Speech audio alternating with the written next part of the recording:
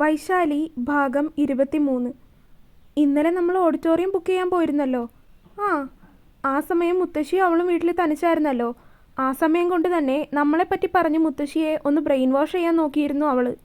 തമാശ മട്ടിൽ വിഷ്ണു പറഞ്ഞതും വൈശാലി അവനെ അപ്പോഴും സംശയത്തോടെയാണ് നോക്കിയത്. കാരണം അവൾക്ക് എന്താണ് വിഷ്ണു പറയുന്നതെന്ന് മനസ്സിലാകുന്നുണ്ടായിരുന്നില്ല.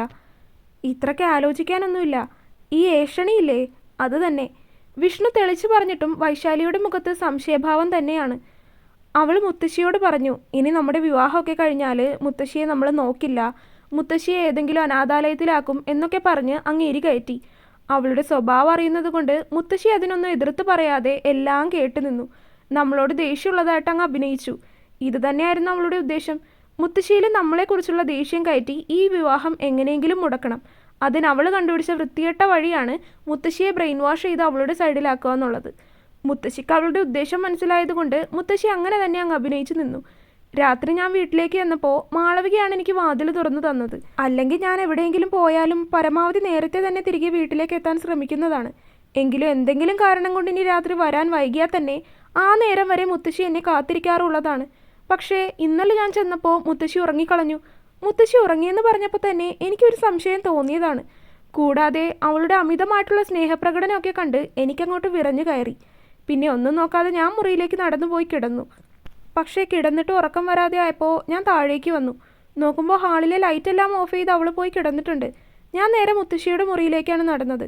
മുത്തശ്ശി ഉറക്കമായിരുന്നുവെങ്കിലും ഞാൻ വന്ന് വാതിൽ തുറക്കുന്ന ശബ്ദം കേട്ടപ്പോൾ മുത്തശ്ശി ഉണർന്നു. എന്നെ നോക്കുമ്പോഴുള്ള മുത്തശ്ശിയുടെ പതർച്ച നിറഞ്ഞ മുഖം ഞാൻ ശ്രദ്ധിച്ചിരുന്നു. കൂടുതലൊന്നും ചോദിക്കേണ്ടി വന്നില്ല. മുത്തശ്ശി തന്നെ എല്ലാം എന്നോട് ഇങ്ങോട്ട് പറഞ്ഞു. എല്ലാം കേട്ട് കഴിഞ്ഞ് രാത്രി തന്നെ അവളെ പിടിച്ച് പുറത്താക്കണമെന്ന് കരുതിയതാണ്. അതിനുപരിയായിട്ട് അന്നേരം അവൾക്കിട്ട് 2 എണ്ണം കൊടുക്കണമെന്നായിരുന്നു അപ്പോഴത്തെ തോന്നൽ. പക്ഷേ ഒരു കണക്കിന് ക്ഷമിച്ചു നിന്നു. അത് കഴിഞ്ഞ് രാവിലെ ഉണർന്നപ്പോഴാണ് അവളുടെ ഒടുക്കത്തെ ഒരു അഭിനയം. ഒന്നും അറിഞ്ഞിട്ടില്ലെന്ന രീതിയിലുള്ള നിഷ്കളങ്കമായ അഭിനയം. അത് കണ്ടപ്പോൾ തന്നെ എനിക്കൊരെണ്ണം കൊടുക്കാനാണ് തോന്നിയത്. പിന്നെ കടിച്ചു പിടിച്ച് നിന്നു. ഞാൻ ഇറങ്ങാൻ നേരം അവളും കൂടി വരുന്നുണ്ടെന്ന് പറഞ്ഞു. പറ്റിയ സമയമാണെന്ന് കരുതി ഞാൻ കൂടെ പോന്നോളാൻ പറഞ്ഞു. എൻ്റെ കൂടെ വന്നപ്പോൾ പറ്റിയൊരു സ്ഥലത്ത് ഞാൻ കാർ ഒതുക്കി നല്ല രീതിയിൽ അവളെ പറഞ്ഞിട്ടുണ്ട്. ഇനി മേലാൽ അവൾ ഈ വക കാര്യങ്ങളും പറഞ്ഞ് എൻ്റെ അടുത്തേക്ക് വരില്ല. വിഷ്ണു പറഞ്ഞു നിർത്തി. അവൻ്റെ ശബ്ദത്തിൽ അവളോടുള്ള ദേഷ്യമായിരുന്നു. വൈശാലിയെ നോക്കിയപ്പോൾ അവളുടെ മുഖം കടന്നൽ കുത്തിയതുപോലെ വീർത്തിരിക്കുന്നുണ്ട്. വൈശു, അവൻ വിളിച്ചതും അവൾ അവനെ നോക്കി. എന്താ? അത് ഞാനല്ലേ ചോദിക്കേണ്ടത്. എന്താ തനിക്കിത്ര ആലോചിക്കാൻ? ഞാൻ അവളെക്കുറിച്ച് ആലോചിച്ചതാണ്. 2 എണ്ണം കൊടുക്കണമായിരുന്നു വിഷ്ണു.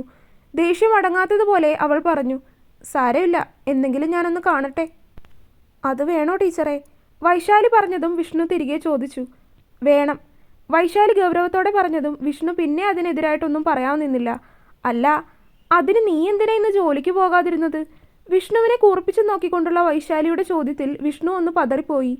ഇത്ര നേരം ഉണ്ടായിരുന്ന മനസ്സിൻ്റെ വിഷമമൊന്നും ഇല്ലിപ്പോൾ. ഇപ്പോൾ മനസ്സാകെ ശാന്തമാണ് അവൻ്റെ. അതിൽ അവൾ മാത്രം നിറഞ്ഞു നിൽക്കുകയാണ്. അവളുടെ ആ ചോദ്യത്തിന് വിഷ്ണു അവളെ ഇടംകണ്ണാലെ ഒന്ന് നോക്കി. അവളുടെ മുഖം തികഞ്ഞ ഗൗരവത്തിലാണ്. ചോദിച്ചത് കേട്ടില്ലേ, എന്തിനാ ഇന്ന് ജോലിക്ക് പോകാതിരുന്നതെന്ന്? അത് പിന്നെ വൈശു. അവളുടെ ഗൗരവത്തോടെയുള്ള ചോദ്യത്തിന് അവൻ എന്തുത്തരം പറയണമെന്ന് കിട്ടുന്നുണ്ടായിരുന്നില്ല. അവൻ അവളിലേക്ക് ഒന്നുകൂടി ചേർന്നിരുന്നു. വൈശാലി ചുറ്റുമൊന്ന് നോക്കി. സമയം വൈകി തുടങ്ങി. ആളുകളുടെ തിരക്ക് കൂടുന്നുമുണ്ട്. വൈശാലി അവനിൽ നിന്ന് ഒന്ന് നീങ്ങിയിരുന്നു. ഇങ്ങനെയൊക്കെ കേട്ടപ്പോൾ മനസ്സാകെ ഒരു മരവിപ്പ് പോലെ. ജോലിക്ക് പോകാൻ ഒരു മൂടുണ്ടായില്ല. കൊള്ളാലോ നീ. മുത്തശ്ശിയോട് പറഞ്ഞോ നീ ഇന്ന് ജോലിക്ക് പോയിട്ടില്ല എന്ന്? അവളുടെ ചോദ്യത്തിൽ അവൻ നിഷ്കളങ്കതയോടെ ചുമല് കൂച്ചി ഇല്ല എന്ന് കാണിച്ചു. ഞാൻ പറയും മുത്തശ്ശിയോട് മടി പിടിച്ചെന്ന് ജോലിക്ക് പോയില്ലെന്ന്. അവളുടെ ശബ്ദം ഗൗരവത്തിലായി. വിഷ്ണു അവളെ നോക്കിയിരുന്നതല്ലാതെ തിരിച്ചൊന്നും പറഞ്ഞില്ല. അതിന് ഞാനൊന്നും ചെയ്തില്ലല്ലോ, ജോലിക്ക് പോയില്ലെന്നല്ലേ ഉള്ളൂ. വിഷ്ണു മുഖം വീർപ്പിച്ചുകൊണ്ട് അവളോട് തിരികെ ചോദിച്ചു. പിന്നെ അവൾക്ക് വേണ്ടി നീ എന്തിനാണെന്ന് ജോലിക്ക് പോകാതിരുന്നത്? അവളോട് പോകാൻ പറയും. അവൾക്കൊരു കുഴപ്പവും. പിന്നെ നിനക്കെന്താണ് പ്രശ്നം? വൈശാലി ദേഷ്യത്തിൽ തന്നെ പറഞ്ഞു. വിഷ്ണു ഒന്നും പറയാനില്ലാതെ ഇരുന്നു പോയി. വെറുതെ ലീവ് കളയേണ്ട വിഷ്ണു. അടുത്ത മാസം ഇനി ഒത്തിരി ലീവ് എടുക്കേണ്ടതല്ലേ? വെറുതെ എന്തിനാ ലീവ് എടുത്ത് കളയുന്നത്? വൈശാലി അവനെ കാര്യം പറഞ്ഞു മനസ്സിലാക്കാൻ ശ്രമിച്ചു. മനഃപൂർവ്വമല്ല, പോകാനുള്ളൊരു മനസ്സുണ്ടായില്ല. ആകെ ഒരു മുഷിച്ചിൽ പോലെ തോന്നി. അങ്ങനെ പോയിരുന്ന് ജോലി ചെയ്താൽ ഒന്നും ശരിയാവില്ല. തന്നെ പോലെയല്ല, ലക്ഷങ്ങളുടെ കണക്കാണ്. ചെറിയൊരു പിഴവ് വന്നാൽ പോലും നമ്മളതിന് ഉത്തരവാദിത്തം പറയേണ്ടി വരും. വിഷ്ണു കാര്യമായിട്ട് പറയുന്നതാണെങ്കിലും അതിൽ തമാശ കലർന്നിരുന്നു. വൈശാലി അവനെ ഒന്ന് കൂർപ്പിച്ചു നോക്കി. എങ്കിലും അവൻ പറയുന്നതിലും കാര്യമുണ്ടെന്ന് അവൾക്ക് മനസ്സിലായി. ഞാനൊരു കാര്യം പറയട്ടെ വിഷ്ണു. കുറച്ചു സമയം കഴിഞ്ഞതും അല്പം ഗൗരവത്തിൽ വൈശാലി ചോദിച്ചതും വിഷ്ണു എന്താണെന്ന രീതിയിൽ അവളെ നോക്കി. ഇനി ഒരിക്കലും അവളുടെയോ അവളുടെ വീട്ടുകാരുടെയോ കാര്യം പറഞ്ഞ് നീ നിന്റെ മനസ്സ് വിഷമിപ്പിക്കാൻ നിൽക്കരുത്. അവളുടെ ശബ്ദത്തിൽ അല്പം ദേഷ്യം കലർന്നിരുന്നു, കൂടാതെ അവനോടുള്ള കരുതലും. അതിന് വിഷ്ണു ഒന്ന് അമർത്തി മൂളുക മാത്രമാണ് ചെയ്തത്. പറയാൻ എളുപ്പമാണ് വൈശു, പക്ഷേ പ്രാക്ടിക്കലി അങ്ങനെ ചെയ്യാൻ, പ്രത്യേകിച്ച് നമ്മുടെ സ്വന്തം രക്തമാകുമ്പോൾ അത് വല്ലാത്തൊരവസ്ഥയാണ്. വിഷ്ണുവിൻ്റെ ശബ്ദത്തിൽ ഇടർച്ച. ശരിയായിരിക്കാം, പക്ഷേ നമുക്കതിന് കഴിയും വിഷ്ണു. അവളുടെ ശബ്ദത്തിന് വല്ലാത്തൊരു ഉറപ്പുണ്ടായിരുന്നു. വിഷ്ണു അവളെ നോക്കി സമ്മതം മൂളി. അധികം വൈകാതെ തന്നെ ഇരുവരും വീട്ടിലേക്ക് തിരിച്ചു. ഇനിയും ഇരുന്നാൽ വീട്ടിലേക്ക് എത്താൻ ഒരുപാട് വൈകും, മുത്തശ്ശി പേടിക്കും. എങ്കിലും അല്പസമയം വൈകിയിരുന്നു. അതുകൊണ്ട് തന്നെ പോകുന്ന വഴി മുത്തശ്ശിയോട് വൈശാലി കൂടെയുണ്ടെന്നും വരാൻ അല്പം വൈകുമെന്നും വിളിച്ചു പറഞ്ഞിരുന്നു. എങ്കിലും വേഗം അങ്ങോട്ടെത്താൻ ശ്രമിച്ചു വിഷ്ണു, കാരണം മുത്തശ്ശി ഒറ്റയ്ക്കാണല്ലോ. വീട്ടിലേക്കെത്തിയതും വൈശാലി വീട്ടിലേക്ക് പോലും കയറാതെ നേരെ മുത്തശ്ശിയെ കാണാനായി പോയി. സോഫയിലായിട്ടിരിക്കുന്ന മുത്തശ്ശിയെ വൈശാലി ഇറുകെ പോയി പുണർന്നു. അവളുടെ കണ്ണുകൾ ഒന്ന് കലങ്ങി. പെട്ടെന്നായതുകൊണ്ട് മുത്തശ്ശി ഒന്ന് ഞെട്ടിയെങ്കിലും അവളാണെന്ന് കണ്ടതും ചേർത്ത് പിടിച്ചു. ആദ്യമായിട്ടാണ് ഇങ്ങനെ. സ്നേഹമുണ്ടെങ്കിലും അധികം പുറത്തേക്ക് പ്രകടിപ്പിക്കാത്ത രീതിയാണ് വൈശാലിക്കെന്ന് മുത്തശ്ശിക്കറിയാം.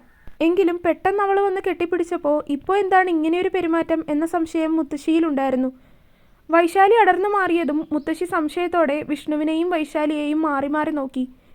മുത്തശ്ശി ഇങ്ങനെ നോക്കണ്ട, വൈശാലിക്ക് മുത്തശ്ശിയോട് സ്നേഹം തോന്നിയിട്ടാണ് അല്ലേ വൈശു? വിഷ്ണു കളിയായി പറഞ്ഞു. വൈശാലി അവനെ ഒന്ന് കൂർപ്പിച്ചു നോക്കി. അവൾ മുത്തശ്ശിയുടെ അടുത്തായിട്ടിരുന്നു. എന്താ കുട്ടി? മുത്തശ്ശി അവളുടെ തലയിലൂടെ സ്നേഹത്തോടെ ഒന്ന് തലോടി. ആ വാത്സല്യ ചൂടിൽ അവളുടെ കണ്ണുകളൊന്ന് അടഞ്ഞുപോയി. വിഷ്ണുവും സോഫയിൽ അവരുടെ എതിർവശത്തായിട്ടിരുന്നു.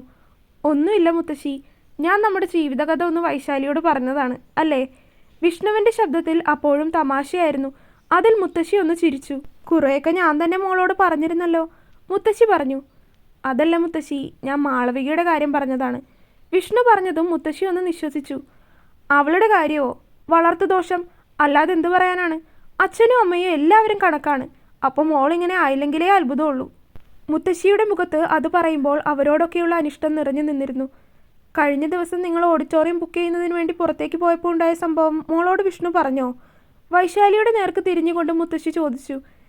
എനിക്കത് കേട്ടപ്പോൾ വെറുപ്പ് തോന്നിപ്പോയി മോളെ. ഒരാൾക്ക് എത്രയോ അധപ്പതിക്കാനാവുമോ അത്രയും തരം താഴ്ന്ന രീതിയിലുള്ള പ്രവൃത്തിയായിരുന്നു അവളുടെ ഭാഗത്തു നിന്ന്. മുത്തശ്ശി ഒരുതരം വെറുപ്പോടെ പറഞ്ഞു. സ്വത്തിനു വേണ്ടി അത്രയും നെറികെട്ട രീതിയിൽ പ്രവർത്തിക്കാൻ ശിവനല്ലാതെ മറ്റാർക്കും കഴിയില്ല. മുത്തശ്ശി പറഞ്ഞതും വൈശാലി അത് കേട്ടിരുന്നു. കാരണം സ്വത്തിനു വേണ്ടി അല്ലെങ്കിലും ബന്ധുക്കളൊക്കെ ഒരു തരത്തിലല്ലെങ്കിൽ മറ്റൊരു തരത്തിൽ വിഷം തന്നെയാണെന്ന് അവൾക്ക് നല്ല രീതിയിൽ അറിയാം. പണം, സ്വത്ത്, ആർഭാടം, ഇതിലേക്ക് തന്നെയാവും എല്ലാവരുടെയും കണ്ണുകൾ. ഈ കാലത്ത് അല്പമെങ്കിലും ആത്മാർത്ഥമായിട്ടുള്ള ബന്ധുക്കൾ വളരെ കുറവാണെന്ന് പറയാം. ഞാനും ഈ ചെക്കനും കൂടെ എന്ത് ചെയ്യണമെന്ന് അറിയാതെ നിന്ന സമയത്ത് ഞങ്ങളെ സഹായിച്ചവരാണ്. ആ ഒരു കടപ്പാട് ഓർത്താണ് ഒന്നും പറയാൻ കഴിയാത്തത്. മുത്തശ്ശി ഒന്ന് നെടുവീർപ്പിട്ടു. അവർക്കന്ന് എൻ്റെ തറവാട് വേണമെന്ന് പറഞ്ഞപ്പോൾ വിച്ചൂട്ടൻ പറഞ്ഞതാണ് അതങ്ങ് കൊടുക്കാൻ. ഞാനാണ് പറഞ്ഞത് അങ്ങനെ ഇപ്പോൾ കൊടുക്കണ്ടെന്ന്. പണമായിട്ട് തരാമെന്ന് പറഞ്ഞതാണ്. അപ്പോൾ അത് പറ്റില്ല, അവൻ ആ സ്ഥലം തന്നെ വേണം. ആ പ്രശ്നമൊക്കെ കഴിഞ്ഞ് എല്ലാം ഒന്ന് കലങ്ങി തെളിഞ്ഞു വന്നതാണ്. അപ്പോഴാണ് ആ കുട്ടി വീണ്ടും വന്ന് ഇങ്ങനെയൊക്കെ ഓരോന്ന് കാണിച്ച് വെറുതെ ആവശ്യമില്ലാത്ത കലഹങ്ങൾ കുടുംബത്തിലുണ്ടാക്കാൻ ശ്രമിക്കുന്നത്. എന്നിട്ട് മുത്തശ്ശി അതെല്ലാം കേട്ട് ഇനി മുത്തശ്ശി പോരെടുക്കാൻ വല്ല ഉദ്ദേശവും ഉണ്ടോ? മുത്തശ്ശിയുടെ ദേഷ്യം ഒന്ന് കുറയ്ക്കാനെന്നോണം വിഷ്ണു തമാശയോടെ മുത്തശ്ശിയോട് ചോദിച്ചു. അവൻ്റെ ചോദ്യം കേട്ടതും മുത്തശ്ശി അവനെ ഒന്ന് കൽപ്പിച്ചു നോക്കി. പോരെടുക്കും ഞാൻ, എൻ്റെ മോളോടല്ല നിന്നോട്. മുത്തശ്ശി പറയുന്നത് കേട്ടതും വിഷ്ണു മുത്തശ്ശിയെ നോക്കി കോക്കിരി കാണിച്ചു. മോള് പേടിക്കണ്ട, ആരെന്ത് പറഞ്ഞാലും എനിക്ക് മോളെ വിശ്വാസമാണ്. ഇനിയിപ്പോൾ നിങ്ങൾ എന്നെ വല്ല അഗതി മന്ദിരത്തിലാക്കിയാലും എനിക്ക് പ്രശ്നമൊന്നുമില്ല. ഇവന് കൂട്ടായി മോളുണ്ടല്ലോ എന്ന സമാധാനത്തിൽ അങ്ങ് കഴിയാമല്ലോ. മുത്തശ്ശി ഒരു നെടുവീർപ്പോടെ പറഞ്ഞു നിർത്തി. ദേ, ആവശ്യമില്ലാത്തത് പറഞ്ഞാൽ ഞാൻ വെട്ടത്ത് ചോറ് തന്ന് ഇരുട്ടത്ത് കിടത്തിക്കളയും. Mind it. വിഷ്ണു ഗൗരവത്തിൽ പറഞ്ഞുകൊണ്ട് മുത്തശ്ശിയുടെ കവിളിലൊന്ന് കുത്തി. വൈശാലി അവരുടെ ഈ കളിയും ചിരിയും എല്ലാം നോക്കിയിരുന്നു. അല്ലെങ്കിലും മുത്തശ്ശിയുടെ മുന്നിൽ വിഷ്ണു ഇപ്പോഴും കുഞ്ഞാണ്. നിഷ്കളങ്കതയും സ്നേഹവും കുസൃതിയും വാത്സല്യവും മാത്രമുള്ള കുഞ്ഞ്. തൻ്റെ കൂടെ ആയിരിക്കുമ്പോഴും ഒരു പരിധിവരെ അവൻ അങ്ങനെ തന്നെയാണ്. എന്തോ ആലോചിച്ച് പുഞ്ചിരിയോടെ ഏതോ ലോകത്തെന്ന പോലെ ഇരിക്കുന്ന വൈശാലിയുടെ മുഖത്തിന് മുന്നിൽ വന്ന് വിഷ്ണു വിരൽ ഞൊടിച്ചു. ഞെട്ടലോടെ മിഴികൾ ഉയർത്തി അവനെ നോക്കുമ്പോൾ അവിടെ അവൻ അവളെ തന്നെ നോക്കി കുസൃതി ചിരിയോടെ നിൽക്കുന്നുണ്ട്. എന്താണിത്ര ആലോചന? ഒന്നുമില്ല, അത് വെറുതെ, വിഷ്ണു കുറുമ്പോടെ അവളോട് പറഞ്ഞു. വൈശാലി ആകെ ചൂളിപ്പോയി. അവൾ ഒരുതരം പിടച്ചിലോടെ മുത്തശ്ശിയുടെ നേർക്ക് കണ്ണ് കാണിച്ചു. എനിക്കിനി കണ്ണുകെട്ടി നടക്കേണ്ടി വരുമോ? മുത്തശ്ശി രണ്ടുപേരോടുമായി ചോദിച്ചു. രണ്ടുപേരും മുത്തശ്ശിയെ നിഷ്കളങ്കമായി നോക്കി. മോളെ ഇവൻ കോളേജിൽ വന്ന് കൊണ്ടുവന്നതാണോ? കുറച്ചു നേരത്തെ സംസാരത്തിനൊടുവിൽ മുത്തശ്ശി സംശയത്തോടെ ചോദിച്ചു. വൈശാലി വിഷ്ണുവിനെ ഒന്ന് നോക്കി. അവിടെ അവൻ്റെ മുഖത്ത് ഒരുതരം ദയനീയ ഭാവം. എങ്കിലും അത് കണ്ടില്ലെന്ന് നടിച്ച് വൈശാലി മുത്തശ്ശിയുടെ നേർക്ക് തിരിഞ്ഞു. മുത്തശ്ശിയാണെങ്കിൽ ഇരുവരുടെയും ഈ കണ്ണുകൊണ്ടുള്ള കളികളൊക്കെ കണ്ട് രണ്ടുപേരെയും മാറി മാറി നോക്കുന്നുണ്ട്. എന്താ മോളെ കാര്യം? ഒടുക്കം മുത്തശ്ശി തന്നെ കാര്യം തിരക്കി. തുടരും. അപ്പോൾ വീഡിയോ കണ്ടവരെല്ലാവരും വീഡിയോ ലൈക്ക് ചെയ്യുക. നിങ്ങളുടെ അഭിപ്രായങ്ങൾ എന്തായാലും അത് കമൻറ്റായിട്ട് അറിയിക്കുക. ചാനൽ സബ്സ്ക്രൈബ് ചെയ്യാത്തവരുണ്ടെങ്കിൽ സബ്സ്ക്രൈബ് ചെയ്യുക. അടുത്ത പാർട്ടായിട്ട് നാളെ വരാട്ടോ. ബൈ.